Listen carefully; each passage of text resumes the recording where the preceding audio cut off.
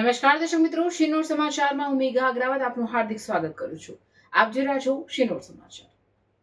પાવાગઢ તળેટી ખાતે આવેલ વડા તળાવમાં આજે અજાણ્યા પુરુષનો મૃતદેહ દેખાતા વિસ્તારમાં ચકચાર મચી. જે વાત વાયુવેગે ફેલાતા મૃતદેહને જોવા સ્થાનિક લોકોના ટોળા તળાવ ખાતે એકત્રિત થયા. બનાવની જાણ પાવાગઢ પોલીસને થતાં બનાવ સ્થળે દોડી આવી કાયદેસરની કાર્યવાહી હાથ ધરી. પ્રાપ્ત માહિતી અનુસાર આજ રોજ શનિવારના રોજ પંચમહાલ જિલ્લાના યાત્રાધામ પાવાગઢ નજીક આવેલા અને પર્યટક સ્થળ ગણાતા એવા વડા તાલવના પાણીમાં કોઈ અજાણ્યા ઇસમનો મૃતદેહ તરતો દેખાતા સ્થાનિક લોકોમાં ચકચાર મચી ગઈ હતી. મૃતદેહ પાણીમાં તરતો હોવાની વાત વાયુવેગે ફેલાતા તળાવ ખાતે લોકટોળા ઉમટી પડ્યા હતા. જે પૈકી એકે પાવાગઢ પોલીસને જાણ કરતા પોલીસ બનાવ સ્થળે દોડી આવી. સ્થાનિક તરવૈયા અને હાલોલ ફાયર ટીમની મદદથી અજાણ્યા ઇસમના મૃતદેહ બહાર કાઢી કોઈ પુરુષ હોવાનું જાણવા મળ્યું હતું. આ ઇસમ કોણ છે, ક્યાંથી આવ્યો છે, કયા કારણોસર પાણીમાં ગયો હશે તેવી અટકળો સાથે તેની ઓળખ છતી કરવાના પોલીસ દ્વારા પ્રયાસો હાથ ધરવામાં આવ્યા છે.